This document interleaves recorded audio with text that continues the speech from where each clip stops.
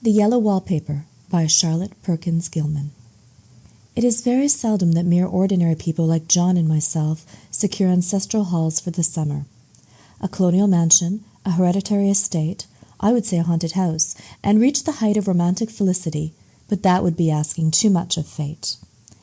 Still, I will proudly declare that there is something queer about it. Else, why should it be let so cheaply? And why have stood so long untenanted? John laughs at me, of course, but one expects that in marriage.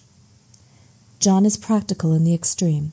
He has no patience with faith, an intense horror of superstition, and he scoffs openly at any talk of things not to be felt and seen and put down in figures. John is a physician, and perhaps, I would not say it to a living soul, of course, but this is dead paper and a great relief to my mind, perhaps that is one reason I do not get well faster. You see, he does not believe I am sick.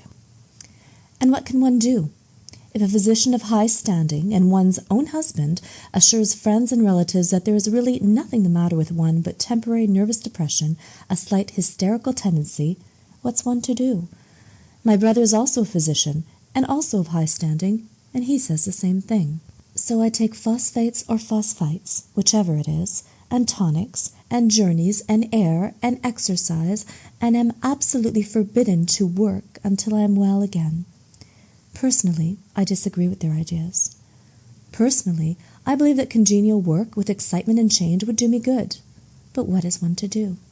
I did write for a while in spite of them, but it does exhaust me a good deal, having to be so sly about it, or else meet with heavy opposition. I sometimes fancy that my condition, if I had less opposition and more society and stimulus.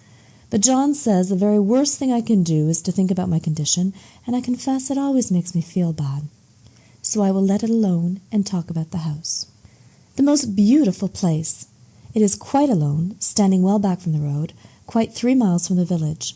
It makes me think of English places that you read about, for there are hedges and walls and gates that lock, and lots of separate little houses for the gardeners and people.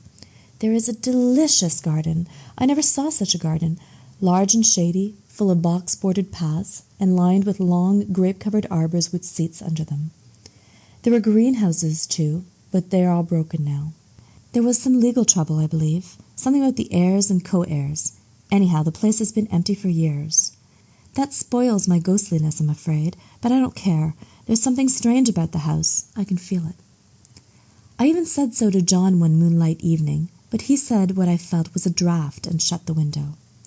I get unreasonably angry with John sometimes. I'm sure I never used to be so sensitive. I think it's due to this nervous condition.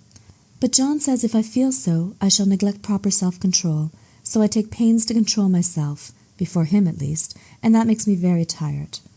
I don't like our room a bit. I wanted one downstairs that opened on the piazza and had roses all over the window and such pretty old-fashioned chintz hangings, but John would not hear of it. He said there was only one window and not room for 2 beds, and no near room for him if he took another. He is very careful and loving, and hardly lets me stir without special direction. I have a scheduled prescription for each hour in the day. He takes all care for me, and so I feel basely ungrateful not to value it more. He said when we came here solely on my account that I was to have perfect rest and all the air I could get. Your exercise depends on your strength, my dear, said he, and your food somewhat on your appetite, but air you can absorb all the time. So we took the nursery at the top of the house. It is a big, airy room, the whole floor nearly, with windows that look all ways, and air and sunshine galore. It was nursery first, and then playroom and gymnasium, I should judge, for the windows are barred for little children, and there are rings and things in the walls. The paint and paper look as if a boys' school had used it. It is stripped off, the paper, in great patches all around the head of my bed, about as far as I can reach, and in a great place on the other side of the room low down. I never saw worse paper in my life. One of those sprawling, flamboyant patterns committing every artistic sin. It is dull enough to confuse the eye in following, pronounced enough to constantly irritate and provoke study, and when you follow the lame, uncertain curves for a little distance, they suddenly commit suicide, plunge off at outrageous angles, destroy themselves in unheard-of contradictions. The color is repellent, almost revolting, a smoldering, unclean yellow, strangely faded by the slow-turning sunlight. It is a dull yet lurid orange in some places, a silky sulphur tint in others. No wonder the children hated it. I should hate it myself if I had to live in this room long. There comes John, and I must put this away. He hates to have me write a word. We have been here 2 weeks, and I haven't felt like writing before since that first day. I am sitting by the window now, up in this atrocious nursery, and there is nothing to hinder my writing as much as I please, save lack of strength. John is away all day, and even some nights when his cases are serious. I am glad my case is not serious, but those nervous troubles are dreadfully depressing. John does not know how much I really suffer. He knows there's no reason to suffer, and that satisfies him. Of course it is only nervousness. It does weigh on me so not to do my duty in any way. I meant to be such a help to John, such a real rest and comfort, and here I am a comparative burden already. Nobody would believe what an effort it is to do what little I am able, to dress and entertain and other things. It is fortunate that Mary is so good with the baby, such a dear baby, and yet I cannot be with him. It makes me so nervous. I suppose John was never nervous in his life. He laughs at me so about this wallpaper.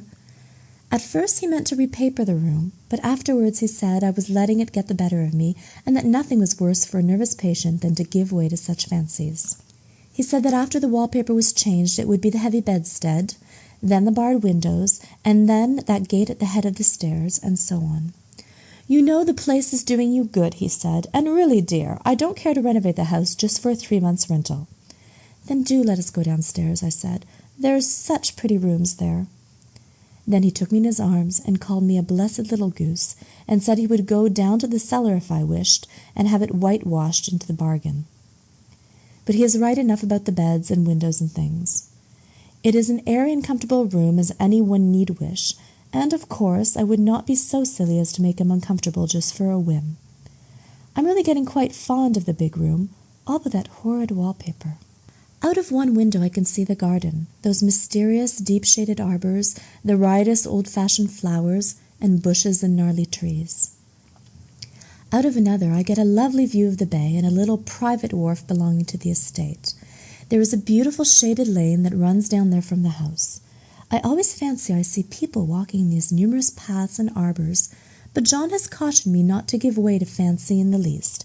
He says that with my imaginative power and habit of story-making, a nervous weakness like mine is sure to lead to all manner of excited fancies, and that I ought to try to use my will and good sense to check the tendency. So I try. I think sometimes that if I were only well enough to write a little more, it would relieve the press of ideas and rest me. But I find I get pretty tired when I try. It is so discouraging not to have any advice and companionship about my work. When I get really well, John says we will ask Cousin Henry and Julia down for a long visit, but he says he would as soon put fireworks in my pillowcase as to let me have those stimulating people about now. I wish I could get well faster. But I must not think about that. This paper looks to me as if it knew what a vicious influence it had. There is a recurrent spot where the pattern lolls like a broken neck, and 2 bulbous eyes stare at you upside down. I get positively angry with the impertinence of it and the everlastingness. Up and down and sideways they crawl, and those absurd, unblinking eyes are everywhere. There's one place where 2 breadths didn't match, and the eyes go all up and down the line, one a little higher than the other.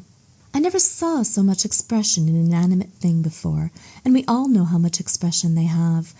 I used to lie awake as a child and get more entertainment and terror out of blank walls and plain furniture than most children could find in a toy store. I remember what a kindly wink the knobs of our big old bureau used to have, and there was one chair that always seemed like a strong friend. I used to feel that if any of the other things looked too fierce, I could always hop into that chair and be safe.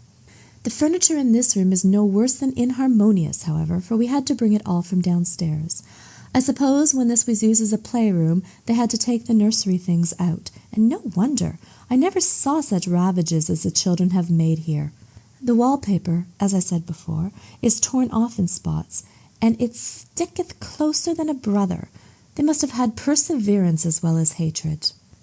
Then the floor is scratched and gouged and splintered, the plaster itself is dug out here and there, and this great heavy bed, which is all we found in the room, looks as if it had been through the wars. But I don't mind it a bit, only the paper. There comes John's sister, such a dear girl as she is, and so careful of me. I must not let her find me writing. She is a perfect and enthusiastic housekeeper, and hopes for no better profession. I verily believe she thinks it is the writing which made me sick. But I can write when she is out, and see her a long way off from these windows. There is one that commands the road, a lovely shaded winding road, and one that just looks off over the country. A lovely country, too, full of great elms and velvet meadows. This wallpaper has a kind of sub-pattern in a different shade, a particularly irritating one, for you can only see it in certain light and not clearly then. But in the places where it isn't faded and where the sun is just so, I can see a strange, provoking, formless sort of figure that seems to skulk about behind that silly and conspicuous front design. There's Sister on the stairs. Well, the 4th of July is over. The people are gone and I am tired out. John thought it might do me good to see a little company, so we just had Mother and Nellie and the children down for a week. Of course, I didn't do a thing. Jenny sees to everything now. But it tired me all the same. John says if I don't pick up faster, he shall send me to Weir Mitchell in the fall. But I don't want to go there at all. I had a friend who was in his hands once, and she says he is just like John and my brother, only more so. Besides, it is such an undertaking to go so far. I don't feel as if it was worth while to turn my hand over for anything, and I'm getting dreadfully fretful and querulous. I cry at nothing, and cry most of the time. Of course I don't when John is here, or anybody else, but when I am alone. And I am alone a great deal just now.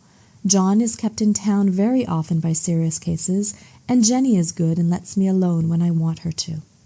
So I walk a little in the garden, or down that lovely lane, sit on the porch under the roses, and lie down up here a good deal.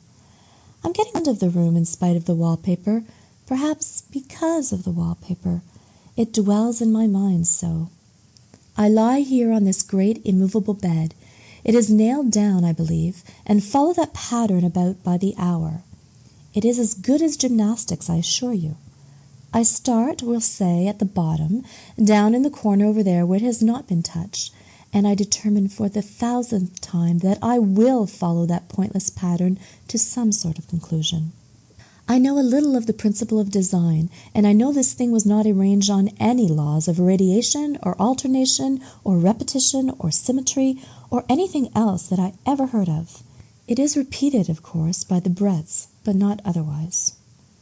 Looked at in one way, each breath stands alone, the bloated curves and flourishes, a kind of debased Romanesque with delirium tremens, go waddling up and down in isolated columns of fatuity.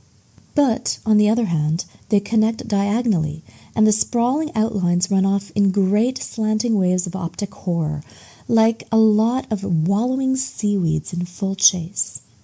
The whole thing goes horizontally, too, at least it seems so, and I exhaust myself in trying to distinguish the order of its going in that direction. They have used a horizontal breadth for a frieze, and that adds wonderfully to the confusion. There is one end of the room where it is almost intact, and there, when the cross-lights fade and the low sun shines directly upon it, I can almost fancy radiation after all. The interminable grotesques seem to form around a common center and rush off in headlong plunges of equal distraction. It makes me tired to follow it. I will take a nap, I guess. I don't know why I should write this. I don't want to. I don't feel able. And I know John would think it absurd, but I must say what I feel and think in some way. It is such a relief. But the effort is getting to be greater than the relief. Half the time now I'm awfully lazy and lie down ever so much. John says I mustn't lose my strength and has me take cod liver oil and lots of tonics and things, to say nothing of ale and wine and rare meat. Dear John, he loves me very dearly and hates to have me sick. I tried to have a real, earnest, reasonable talk with him the other day and tell him how I wish he would let me go and make a visit to Cousin Henry and Julia. But he said I wasn't able to go, nor able to stand it after I got there, and I did not make out a very good case for myself, for I was crying before I'd finished. It is getting to be a great effort for me to think straight. Just this nervous weakness, I suppose. And dear John gathered me up in his arms and just carried me upstairs and laid me on the bed and sat by me and read to me till it tired my head. He said I was his darling and his comfort and all he had, and that I must take care of myself for his sake and keep well. He says no one but myself can help me out of it, that I must use my will and self-control and not let any silly fancies run away with me. There's one comfort. The baby is well and happy and does not have to occupy this nursery with the horrid wallpaper. If we had not used it, that blessed child would have. What a fortunate escape! Why, I wouldn't have a child of mine, an impressionable little thing, live in such a room for worlds. I never thought of it before, but it is lucky that John kept me here after all. I can stand it so much easier than a baby, you see. Of course, I never mention it to them any more. I am too wise, but I keep watch of it all the same. There are things in that paper that nobody knows but me or ever will. Behind that outside pattern, the dim shapes get clearer every day. It is always the same shape, only very numerous. And it is like a woman stooping down and creeping about behind that pattern. I don't like it a bit. I wonder, I begin to think, I wish John would take me away from here. It is so hard to talk with John about my case because he is so wise and because he loves me so. But I tried it last night. It was moonlight. The moon shines in all around just as the sun does. I hate to see it sometimes. It creeps so slowly and always comes in by one window or another. John was asleep, and I hated to waken him, so I kept still and watched the moonlight on that undulating wallpaper till I felt creepy. The faint figure behind seemed to shake the pattern just as if she wanted to get out. I got up softly and went to feel and see if the paper did move, and when I came back John was awake. "What is it, little girl?" he said. "Don't go walking about like that, you'll get cold." I thought it was a good time to talk, so I told him that I really was not gaining here, and that I wished he would take me away. "Why, darling," said he, "our lease will be up in 3 weeks, and I can't see how to leave before. The repairs are not done at home, and I cannot possibly leave town just now. Of course, if you were in any danger, I could and would, but you really are better, dear, whether you can see it or not. I am a doctor, dear, and I know. You are gaining flesh and color. Your appetite is better. I feel really much easier about you." "I don't weigh a bit more," said I, "nor as much, and my appetite may be better in the evening when you are here, but it is worse in the morning when you are away." "Bless her little heart," said he with a big hug. "She shall be as sick as she pleases. But now let's improve the shining hours by going to sleep and talk about it in the morning." "And you won't go away?" I asked gloomily. "Why, how can I, dear? It is only 3 weeks more, and then we will take a nice little trip of a few days while Jenny is getting the house ready. Really, dear, you are better." "Better in body, perhaps," I began, and stopped short, for he sat up straight and looked at me with such a stern, reproachful look that I could not say another word. "My darling," said he, "I beg of you, for my sake and for our child's sake as well as for your own, that you will never for one instant let that idea enter your mind. There is nothing so dangerous, so fascinating to a temperament like yours. It is a false and foolish fancy. Can you not trust me as a physician when I tell you so?" So of course I said no more on that score, and we went to sleep before long. He thought I was asleep first, but I wasn't, and lay there for hours trying to decide whether that front pattern and the back pattern really did move together or separately. On a pattern like this, by daylight, there is a lack of sequence, a defiance of law that is a constant irritant to a normal mind. The color is hideous enough and unreliable enough and infuriating enough, but the pattern is torturing. You think you've mastered it, but just as you will get under way in following, it turns a back somersault and there you are. It slaps you in the face, knocks you down, and tramples upon you. It is like a bad dream. The outside pattern is a florid arabesque reminding one of a fungus. If you can imagine a toadstool in joints, an interminable string of toadstools, budding and sprouting in endless convolutions, why, that is something like it. That is, sometimes. There is one marked peculiarity about this paper, a thing no one seems to notice but myself, and that is that it changes as the light changes. When the sun shoots in through the east window, I always watch for that first long, straight ray. It changes so quickly that I never can quite believe it. That is why I watch it always. By moonlight, the moon shines in all night when there is a moon. I wouldn't know it was the same paper. At night, in any kind of light, in twilight, candlelight, lamplight, and worst of all by moonlight, it becomes bars. The outside pattern, I mean, and the woman behind it is as plain as can be. I didn't realize for a long time what that thing was that showed behind, that dim sub-pattern, but now I am quite sure it is a woman. By daylight she is subdued, quiet. I fancy it is the pattern that keeps her so still. It is so puzzling. It keeps me quiet by the hour. I lie down ever so much now. John says it is good for me, and to sleep all I can. Indeed, he started the habit by making me lie down for an hour after each meal. It is a very bad habit, I am convinced, for you see, I don't sleep. And that cultivates deceit, for I don't tell him I'm awake. Oh, no. The fact is, I am getting a little afraid of John.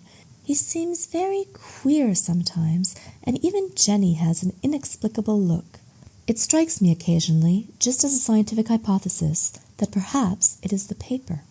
I have watched John when he did not know I was looking, and come into the room suddenly on the most innocent excuses, and I've caught him several times looking at the paper. And Jenny too. I caught Jenny with her hand on it once. She didn't know I was in the room, and when I asked her in a very quiet voice, with the most restrained manner possible, what she was doing with the paper, she turned around as if she had been caught stealing, and looked quite angry, asked me why I should frighten her so. Then she said that the paper stained everything it touched, that she had found yellow smooches on all my clothes and John's, and she wished we would be more careful. Did that not sound innocent? But I know she was studying that pattern, and I am determined that nobody shall find it out but myself. Life is very much more exciting now than it used to be. You see, I have something more to expect, to look forward to watch. I really do eat better, and am more quiet than I was. John is so pleased to see me improve. He laughed a little the other day, and said I seemed to be flourishing in spite of my wallpaper. I turned it off with a laugh. I had no intention of telling him it was because of the wallpaper. He would make fun of me. He might even want to take me away. I don't want to leave now until I have found it out. There is a week more, and I think that will be enough. I'm feeling ever so much better. I don't sleep much at night, for it is so interesting to watch developments, but I sleep a good deal in the daytime. In the daytime it is tiresome and perplexing. There are always new shoots on the fungus and new shades of yellow all over it. I cannot keep count of them, though I have tried conscientiously. It is the strangest yellow, that wallpaper. It makes me think of all the yellow things I ever saw, not beautiful ones like buttercups, but old, foul, bad yellow things. But there is something else about that wallpaper, the smell. I noticed it the moment we came into the room, but with so much air and sun it was not bad. Now that we have had a week of fog and rain, and whether the windows are open or not, the smell is here. It creeps all over the house. I find it hovering in the dining room, skulking in the parlor, hiding in the hall, lying in wait for me on the stairs. It gets into my hair. Even when I go to ride, if I turn my head suddenly and surprise it, there is that smell. Such a peculiar odor, too. I've spent hours in trying to analyze it, to find what it smelled like. It is not bad at first, and very gentle, but quite the subtlest, most enduring odor I ever met. In this damp weather it is awful. I wake up in the night and find it hanging over me. It used to disturb me at first. I thought seriously of burning the house to reach the smell. But now I am used to it. The only thing I can think of that it is like is the color of the paper, a yellow smell. There is a very funny mark on this wall, low down near the mopboard, a streak that runs round the room. It goes behind every piece of furniture except the bed, a long, straight, even smooch, as if it had been rubbed over and over. I wonder how it was done and who did it, and what they did it for. Round and round and round. round and round and round. It makes me dizzy. I really have discovered something at last. Through watching so much at night when it changes so, I have finally found out. The front pattern does move, and no wonder the woman behind shakes it. Sometimes I think there are a great many women behind, and sometimes only one, and she crawls around fast, and her crawling shakes it all over. Then, in the very bright spots, she keeps still, and in the very shady spots, she just takes hold of the bars and shakes them hard. And she is all the time trying to climb through, but nobody could climb through that pattern. It strangles so. I think that is why it has so many heads. They get through, and then the pattern strangles them off and turns them upside down and makes their eyes white. If those heads were covered or taken off, it would not be half so bad. I think that woman gets out in the daytime, and I'll tell you why, privately. I've seen her. I can see her out every one of my windows. It is the same woman, I know, for she is always creeping, and most women do not creep by daylight. I see her on that long road under the trees, creeping along, and when a carriage comes, she hides under the blackberry vines. I don't blame her a bit. It must be very humiliating to be caught creeping by daylight. I always lock the door when I creep by daylight. I can't do it at night, for I know John would suspect something at once. And John is so queer now that I don't want to irritate him. I wish he would take another room. Besides, I don't want anybody to get that woman out at night but myself. I often wonder if I could see her out of all the windows at once. But, turn as fast as I can only see out of one at a time. And though I always see her, she may be able to creep faster than I can turn. I have watched her sometimes away off in the open country, creeping as fast as a cloud shadow in a high wind. If only that top pattern could be gotten off from the under one. I mean to try it, little by little. I have found out another thing, but I shan't tell it this time. It does not do to trust people too much. There are only 2 more days to get this paper off, and I believe John is beginning to notice. I don't like the look in his eyes. And I heard him ask Jenny a lot of professional questions about me. She had a very good report to give. She said I slept a good deal in the daytime. John knows I don't sleep very well at night, for I'm all so quiet. He asked me all sorts of questions too, and pretended to be very loving and kind, as if I couldn't see through him. Still, I don't wonder he acts so, sleeping under this paper for 3 months. It only interests me, but I feel sure John and Jenny are secretly affected by it. Hurrah! This is the last night, but it is enough. John is to stay in town overnight and won't be out until this evening. Jenny wanted to sleep with me, the sly thing, but I told her I should undoubtedly rest better for a night all alone. That was clever, for really I wasn't alone a bit. As soon as it was moonlight and that poor thing began to crawl and shake the pattern, I got up and ran to help her. I pulled and she shook, I shook and she pulled, and before morning we had peeled off yards of that paper, a strip about as high as my head and half around the room. And then when the sun came and that awful pattern began to laugh at me, I declared I would finish it today. We go away tomorrow, and they are moving all my furniture down again to leave things as they were before. Jenny looked at the wall in amazement, but I told her merrily that I did it out of pure spite at the vicious thing. She laughed and said she wouldn't mind doing it herself, but I must not get tired. How she betrayed herself that time. But I am here, and no person touches this paper but me, not alive. She tried to get me out of the room. It was too patent. But I said it was so quiet and empty and clean now that I believed I would lie down again and sleep all I could, and not to wake me even for dinner. I would call when I woke. So now she is gone, and the servants are gone, and the things are gone, and there is nothing left but that great bedstead nailed down with the canvas mattress we found on it. We shall sleep downstairs tonight and take the boat home tomorrow. I quite enjoy the room now that it is bare again. How those children did tear about here! This bedstead is fairly gnawed, but I must get to work. I have locked the door and thrown the key down into the front path. I don't want to go out, and I don't want to have anybody come in till John comes. I want to astonish him. I've got a rope up here, and that even Jenny didn't find. If that woman does get out and tries to get away, I can tie her. But I forgot I could not reach far without anything to stand on. This bed will not move. I tried to lift and push it until I was lame, and then I got so angry I bit off a little piece at one corner, but it hurt my teeth. Then I peeled off all the paper I could reach standing on the floor. It sticks horribly, and the pattern just enjoys it. All those strangled heads and bulbous eyes and waddling fungus growths just shriek with derision. I am getting angry enough to do something desperate. To jump out the window would be admirable exercise, but the bars are too strong even to try.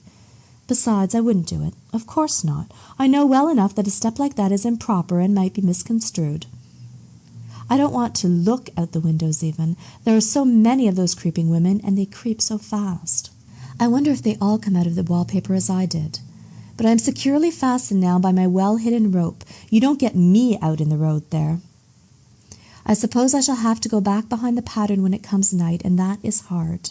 It is so pleasant to be out in this great room and creep around as I please. I don't want to go outside. I won't, even if Jenny asks me to. For outside you have to creep on the ground, and everything is green instead of yellow. But here I can creep smoothly on the floor, and my shoulder just fits in that long smooch around the wall, so I cannot lose my way. Why, there's John at the door. It is no use, young man, you can't open it. How he does call and pound. Now he's crying for an axe. It would be a shame to break down that beautiful door. "John, dear," I said in the gentlest voice, "the key is down by the front steps, under a plantain leaf." That silenced him for a few moments. Then he said, very quietly indeed, "Open the door, my darling." "I can't," said I. "The key is down by the front door, under a plantain leaf." And then I said it again, several times, very gently and slowly, and said it so often that he had to go and see, and he got it, of course, and came in. He stopped short by the door. "What is the matter?" he cried. "For God's sakes, what are you doing?" I just kept on creeping just the same, but I looked at him over my shoulder. "I've got out at last," said I, "in spite of you and Jane, and I've pulled off most of the paper, so you can't put me back.